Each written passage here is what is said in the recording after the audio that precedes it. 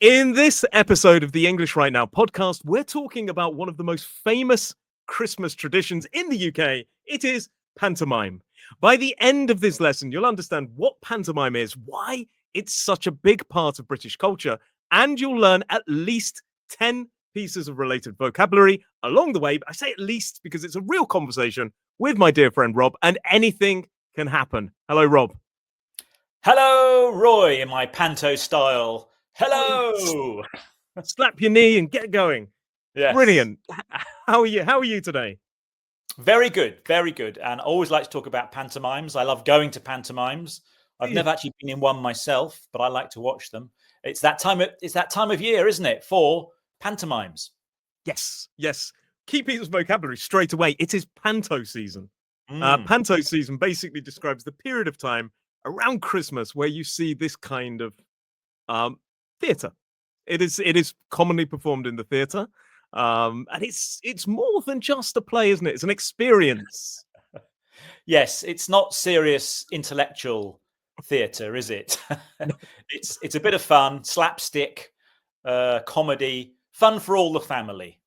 Yes, absolutely. Slapstick is also one of the key pieces of vocabulary we could talk about. Physical comedy, often involving silly, sort of exaggerated movements. Like this idea of custard pies being thrown or dropping them, and sometimes juggling, and it's physical comedy. It is, and I would say it's not for everyone. I mean, it's open to everyone, but it's not to everyone's taste. But it seems to be very, very family orientated. Really, I also love pantomime. My wife, who's from Brazil, has been to one. But why do you love it so much? Oh, it's just silly. I say it's just silly and fun, and Yeah. it's just a great night out. And it is, I say, it's a family thing. Although I have been without children as well, I have to admit. But On your own? not on my own, with friends. Thank goodness. But when you do take the children, and they're falling about laughing and finding it just so silly, you get caught up with the whole fun of it all. And it's just it's a tradition, isn't it? It's a tradition here in the UK to go and see it around Christmas time. It's a night out with the family, making you feel good. A lot of fun, and it's very, very overall happy. We commonly refer to pantomime as just Panto, Panto, and it's like a traditional British Christmas show. It's got comedy in it, music, dancing, and sometimes the audience get involved. We call it audience participation. Key piece of vocabulary. It's when the audience is encouraged to join in. They're encouraged to sing, to sort of react, to shout things, to repeat things. Sometimes they get up on stage as well, which I have to say, as a kid, terrified me. Yes. I was terrified of being the person selected. Yes. It would fill me with dread, the thought of being picked on and saying, come up on stage and sing this song. No, not me, no. I'm the same now. I'm the same now. Yeah, no, I'd probably be able to sort of shoulder it a bit more now, because I've been years in front of cameras and classrooms. But still, I would probably turn into that little boy very quickly. Just I go really shy and just self-conscious. But it's great fun, and and even as older people sound like we're 90 now. They sort of go, "Come on, little boy, come on up," and you're a grown man. And there's this kind of banter element as well. That we love it. But you were talking about audience participation. That's very important. And there's lots of catchphrases, aren't there? Yes. And lines that we use every year in every pantomime that we've got used to shouting out, haven't we? Yeah. So the two classics. So a catchphrase is a memorable line that is repeated throughout the show. A common one is one somebody they'll say, "Oh, yes, it is," and then the audience will reply, "Oh, no, it isn't." Yes. So this is a tree. "Oh, no, it isn't." Yes, it is. Yeah, it can be both ways. It can be both ways. And the characters sometimes on stage, there's usually the kind of support character who's a bit silly, You've got several characters that are quite exaggerated, aren't they? Oh And yes. and yeah, and the other one is when the bad person, because there's always a villain. A villain is the bad character, the evil character. There's always a villain, and he's always sort of walking behind the main character, and the audience shout, He's behind you, or she's behind "Yes!" you. Yeah. And then the person will turn around and go, "Where?" And they'll go round, and the audience is getting frustrated, particularly the kids. The kids are like, "No, no!" They're He's screaming. there, he's there. He's there, he's there, he's there. Where? Yeah, yeah. He's behind. It's brilliant. And of course, when the villain comes on stage, you boo, and we kind of want to help the hero. Let's talk about the traditional characters. So we talked about the villain. What else do we have?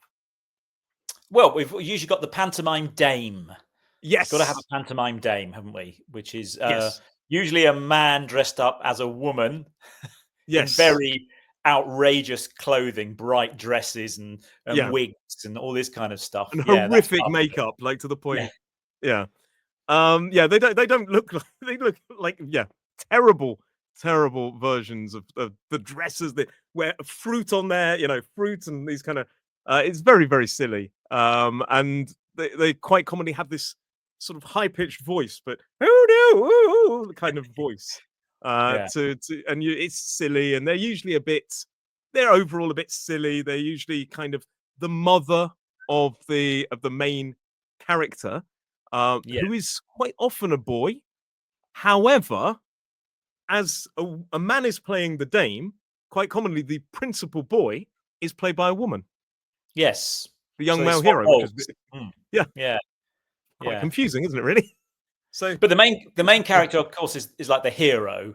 Does yes, all the good things. Is basically the basis is they're going to fight evil, aren't they? There's a bad yeah, person, as you say, the villain, and the principal boy, the main boy, played by a girl. Yeah, obviously tries to sort of overcome bad yeah. by doing something good. Yeah, Commonly, a couple of other characters will have some kind of animal, a person dressed as an animal. Quite commonly, this sounds. The more I'm describing it, the more insane it sounds. You'll have like a kind of support character who's a bit silly. Commonly, it's a character called Buttons, yeah. who's We like have kind of we have a character in our local theatre. He's in it every year, and he's called Silly Billy. Uh, oh, and they because tend to be he's the best silly. friend. Yeah, is his name Billy as well? Yes, yeah, Silly Billy.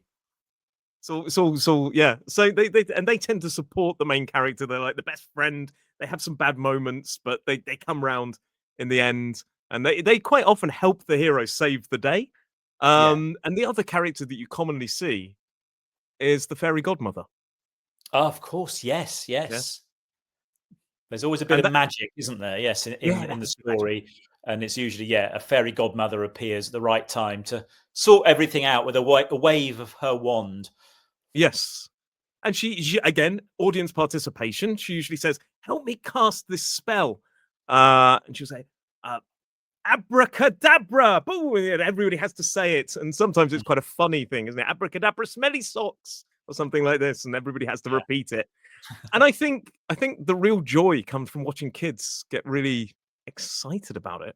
yeah, For me, watching my son and also my wife, if I'm totally honest, who is here, as I say, get really excited about the idea of pantomime. Uh, when I saw her watch it, she was oh, she loved it. You get involved, you sing, mm. it's brilliant. Yes, I agree. I think everyone should go to at least one pantomime. Then they Mm. can make their mind up whether it's for them or not. But it's worth seeing, definitely. Now we haven't talked It, about the actual stories that no, the no, pantomimes are based on. go for it. You Well, lead.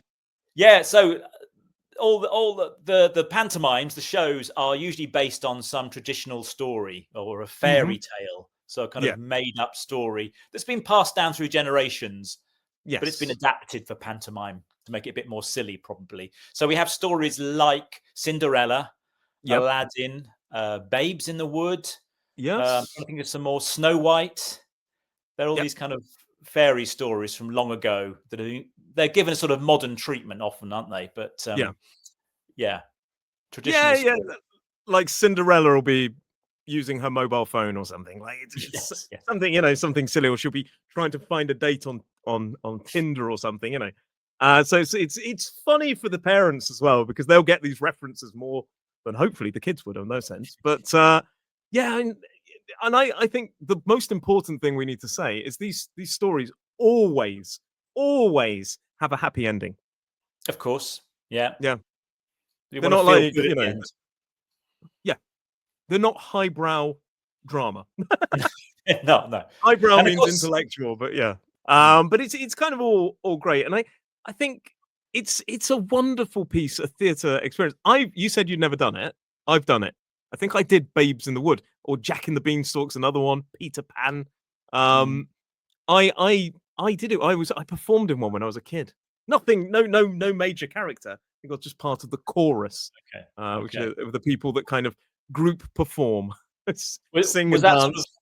was that kind of amdram, as we call it? Oh yes, yes it was. No, I was not a professional actor. So Amdram, it's short for amateur dramatics, and it's basically just unpaid people who want to have a go and have fun and produce something for people. Yes, I was in an Amdram company. I loved it. Okay.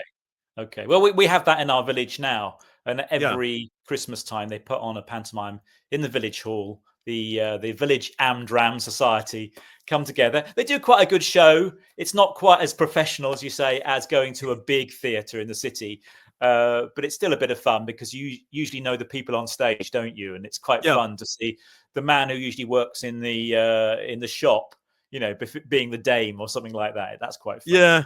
Oh, you're right, mate. Down the butchers. Yeah, Yeah. yeah. You're right, mate. Do you want your steak? I'm the dame in the. Yeah. I think it's brilliant, and what an idyllic kind of description of your life as well. I love the fact the village Amdram.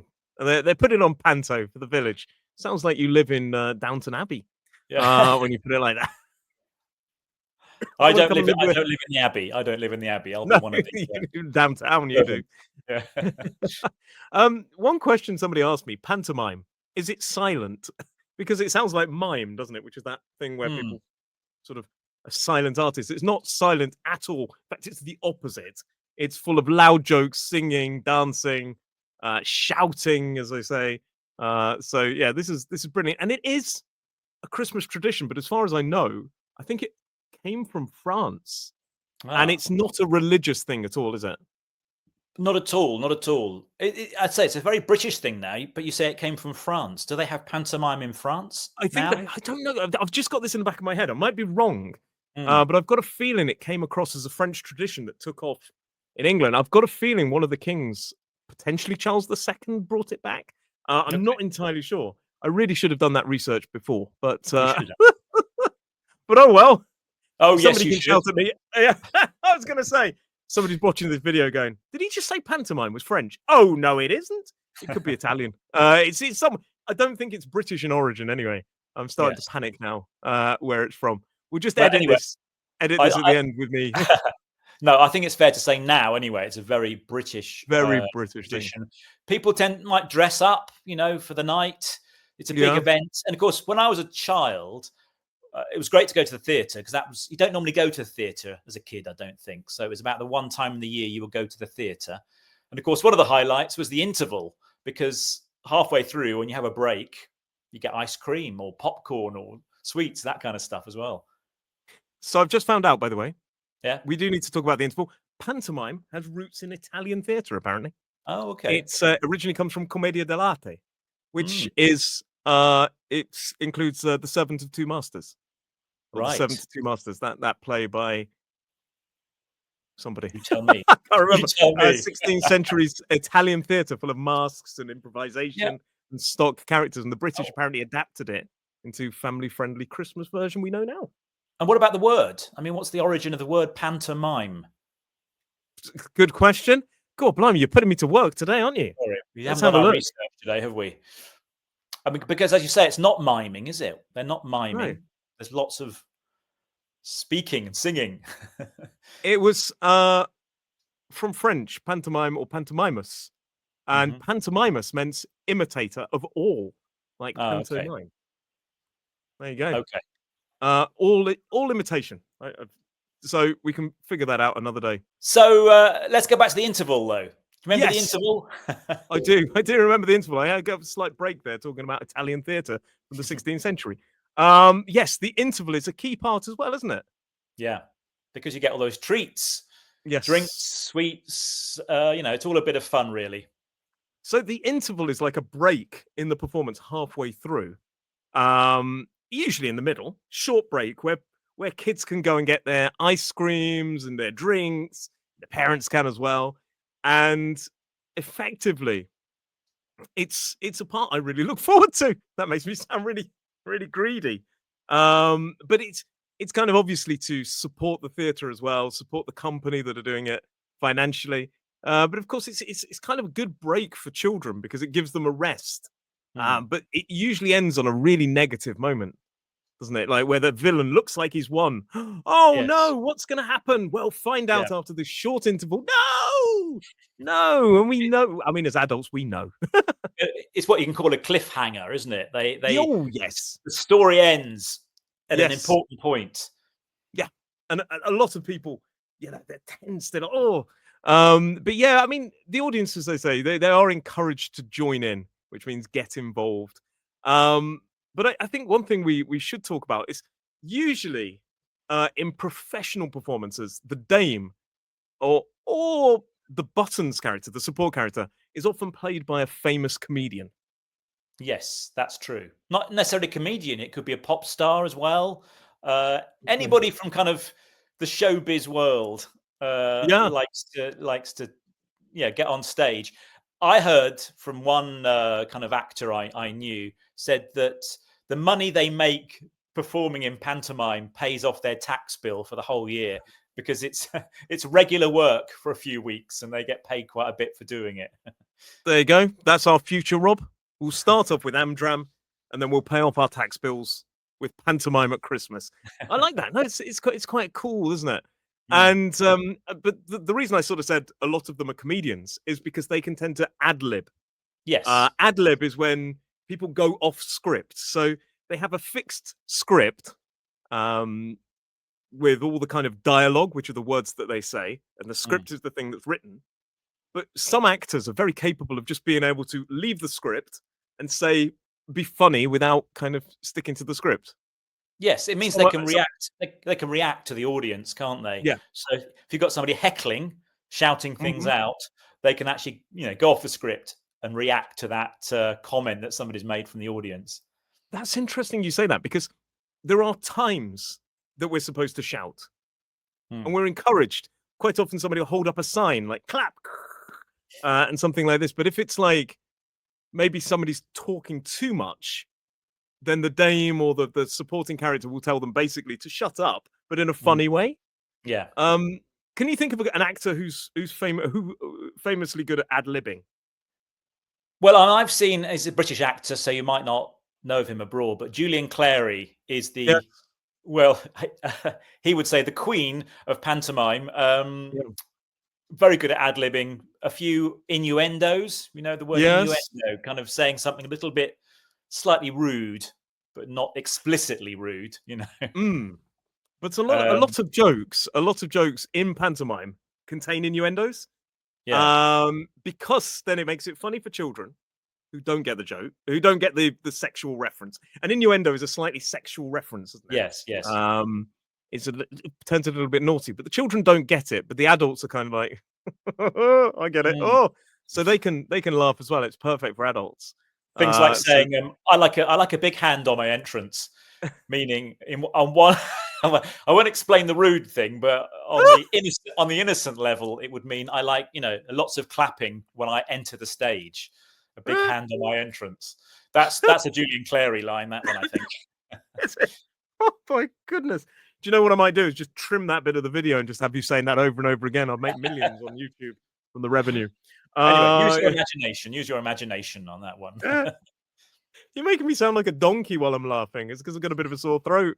I'm going, but yes. So yeah, innuendos of you've completely tickled me, which is another innuendo as well. Tickled me makes tickle me means makes me laugh.